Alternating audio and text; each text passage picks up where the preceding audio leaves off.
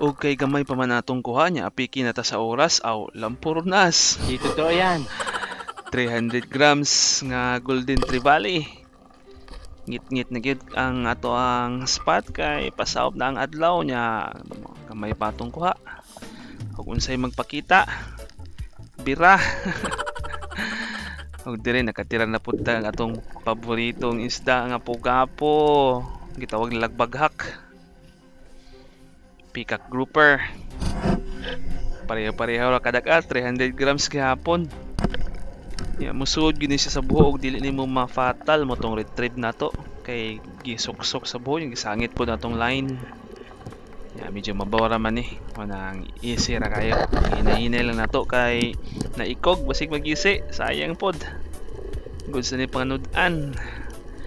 Lami na ni siya sa sinabaw. Matod pa sa akong amigo.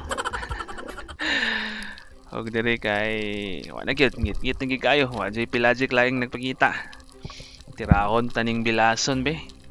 May na lang ni pangdugang-dugang sa kuha. Lami man pud ni siya sa sinabaw. 300 grams gyapon. Bida. Sinukod kaayo mga isda. Wow naman! Ug mo ni ang nadugang nato nga mga cute Anong cute? Ako na ang cute dito! cute nga isda.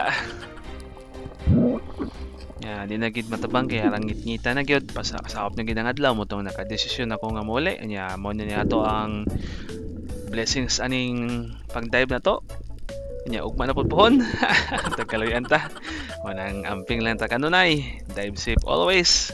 To God be all the glory and God bless us all.